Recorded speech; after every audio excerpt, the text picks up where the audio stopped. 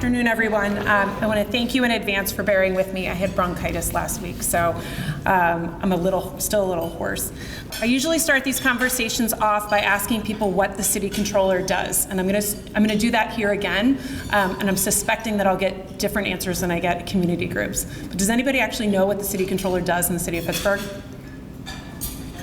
Okay, I'll tell you. So in Pittsburgh, the city controller is the third branch of government. The mayor is the executive, the legislative branch is city council, and that check and balance on the rest of city government is the city controller's office. Just want it to fall. We good? Sorry. So our office has three core functions, right? We're the city's accounting function. We manage the city's books. We're the city's accounts payable function. We pay the city's bills. And then we're the audit function, which evaluates that spending for economy, efficiency, and scale. The top line trend that I'm going to share with all of you today, which is probably not a surprise, is expenditures are increasing faster than revenue. Total revenue is going to be down probably about $50 million this year. Almost all of that is attributable, almost all, to the end of the American Rescue Plan Act, the federal dollars that we received from the federal government in 2020 and 2021, which represented a $335 million grant to the city of Pittsburgh. I'm going to talk a little bit about revenue, bright spots in revenue, right? Our wage tax continues to outpace last year's figures. So what we're going to do today, just as background, is we're going to take a look at where we sit. This includes last year's figures, and then these numbers are through mid-year, through June 30th. So wage taxes, people are making more, so they're paying more in wage taxes. OMB, who we work with and we will certify, we expect that trend will continue into subsequent years. Parking tax has fully rebounded from the pandemic. We are post-pandemic recovery with parking taxes, which was a huge and significant revenue loss in 2020 and 2021. Things are looking up. Licenses and charges for services. So licenses are like the things, if you want to file a permit or you want to do construction, those figures are up, and so are charges for services. And those are things like fee for service. When an ambulance is called, that reimbursement, it goes into that category. Parking meters goes into that category. Amusement tax is down.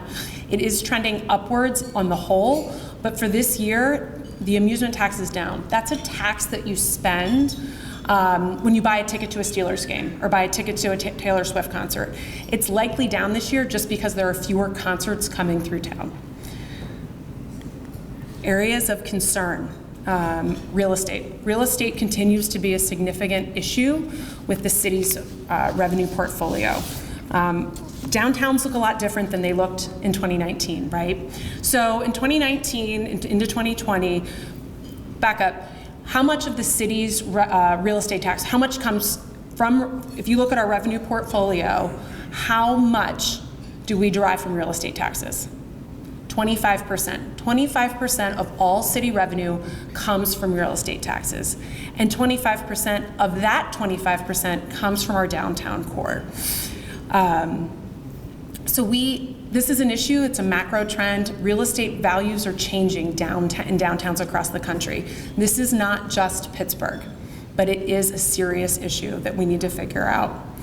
Deed transfer. So when you buy and sell a house, you pay a 5% transaction fee to the city of Pittsburgh. This peaked at about $60 million in 2022, and we're going to be down about $20 million in 2025. The facility usage fee, who's heard of the jock tax, right? This is still before the Pennsylvania Supreme Court. We collect $5 million a year. It's about 1% of our annual revenue portfolio, which is insignificant. But when you look over a 5-year period, it's about $30 million. And if we can't collect that moving forward, we are going to have to figure out what we need to cut and where. And then interest earnings. This has traditionally been, since the pandemic, a bright spot. Why? $335 million of federal relief dollars were sitting in investment accounts, and the interest on those accounts was going into the general fund. That money is gone. So now we have an issue with interest. Of course, we still have our fund balance, which is at about $200 million, but we're anticipated to spend that down over the course of the next 5 years because of where things sit financially with the city, because we're spending more than we're bringing in. A lot of folks are familiar with the conversation that's been happening on downtown real estate.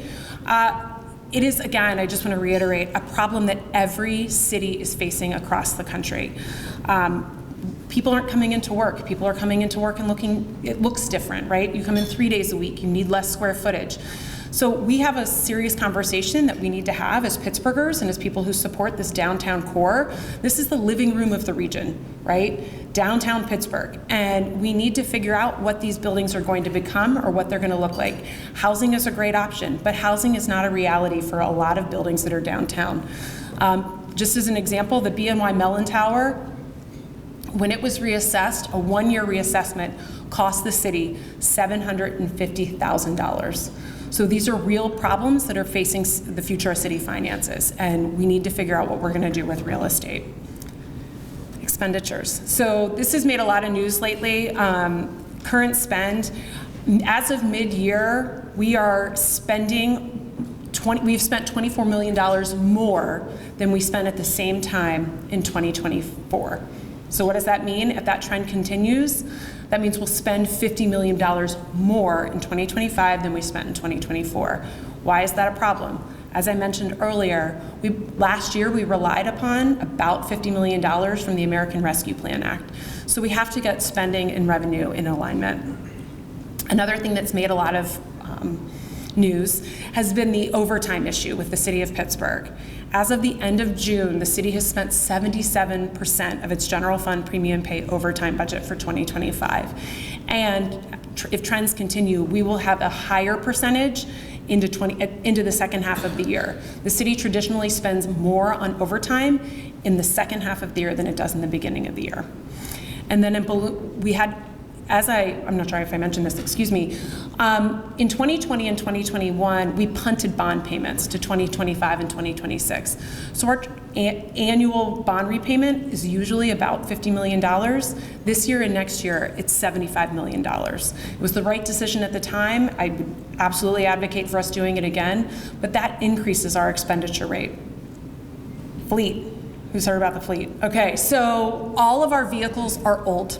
That is not news. This is not a problem that happened in the last 2 days. The ELA, which is this entity within the city that manages our fleet, has projected that we need $200 million to fully upgrade the fleet to where it needs to be. This is not going to happen this year. It's not going to happen next year. It's going to happen over a long period of time. This is not one administration's fault, but this is a serious issue. From my perspective, the number one and number two priorities of a municipal government are that we need to keep people safe and we need to keep things clean. And how do we do that? People, right? Police officers, garbage workers, firefighters, medics, anybody in DPW, the Department of Public Works, right? And what do they need to do their jobs? They need vehicles. And so that has been an ongoing issue with underinvestment. And here we are now, and we need $200 million in fleet repair. And that's going to have to happen over the course of the next few years. We're going to need to see that investment increase. We haven't traditionally. It has always been pretty stagnant at around $5 million a year. And the fleet now is in a position where it cannot stand further disinvestment. We're budgeted to spend only $3 million next year. The new budget has not yet been released, so I'm hoping that we see that increased. But we need money for fleet. I cannot overstate that enough, and we'll continue to advocate for that. ARPA ended, like I said, we had been relying on that $50 million on an annual basis in 21, 22, 23, and 24.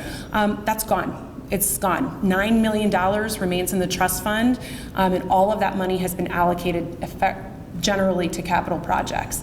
So all of that money needs to be spent by the end of 2026. We're doing annual audits of that work and are committed to continuing to make sure that those funds were spent where they were intended to be. This is just where ARPA money has gone. So what's happening, right? A lot of the issues facing other cities are happening here. Things are more expensive. I don't have to tell a room full of economists that. Things are more expensive than they were in 2020, 2019, right? Supply chain issues. These issues are plaguing other cities. Downtown, as I mentioned earlier, again, this is an issue facing every city across the globe. Our office produces the annual comprehensive financial report, which was released on May 1 this year. And the first thing I did before I started our remarks, the last thing I did rather, before I started remarks, was went and Googled cities, municipal budget.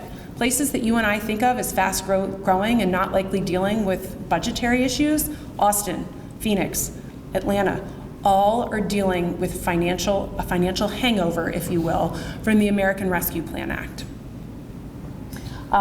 Structural deficits, of course, I mean, we do need to figure out how to do work with cost containment and how to grow. This is what this should be a conversation about, is how do we grow? Because the city needs additional revenue. We cannot continue on this pace indefinitely because we will spend down our fund balance.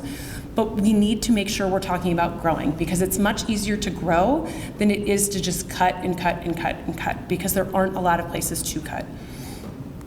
I'm going to touch on police. A lot of people, as I mentioned, I believe that the priorities of this government need to be to keep people safe and keep things clean.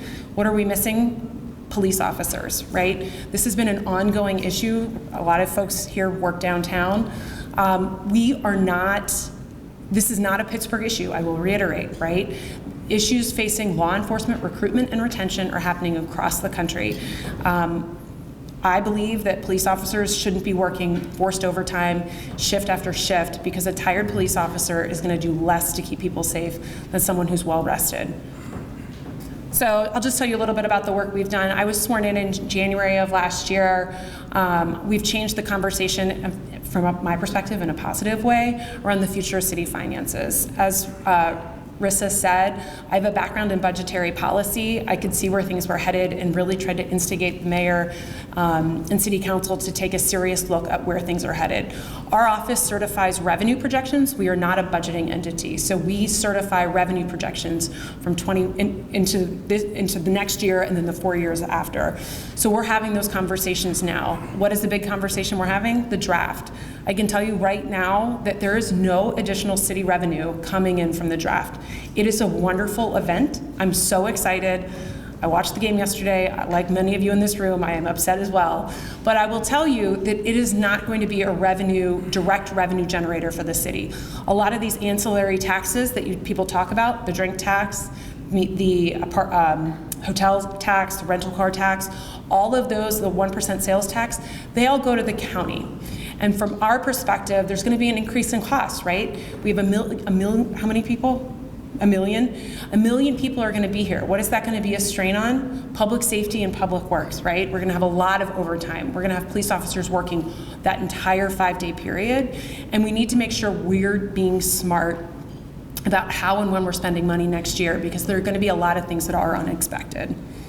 So big picture, right? So the city is in a very delicate financial position. This is not unique to Pittsburgh, right? These issues, particularly these macroeconomic trends, inflation, costs being higher, trade wars, all of this is impacting other cities, right? So costs are increasing, period, regardless of what we do, because things and the cost of construction are just increasing, right? We need to do a better job of growing, and we need to have a conversation too about where to get this revenue.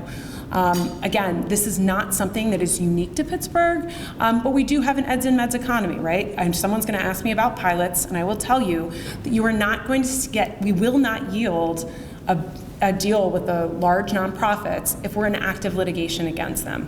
I believe that they should be paying towards the operation of city government, and whether that's for the acquisition of new fleet or facilities, which is like the construction of buildings, we need to figure out a sustainable relationship with our large nonprofit employers. But I do not think it's going to start via litigation. That has been tried, and it continues to be an unsuccessful strategy. I think it's an easy thing to play politics around, but it is not effective. We need to work with them to figure out revenue. And We also need to demonstrate some level of cost containment. We need to make sure that we're being good stewards of money and not putting money in priorities that maybe we shouldn't be doing, particularly in these next couple years. We need to demonstrate some leanness too and make sure that we're being nimble and reflective of the things that are going on. We need to make sure we're still paving. The asphalt is tied to the petroleum index. That increases faster than almost anything. We need to be paving our streets.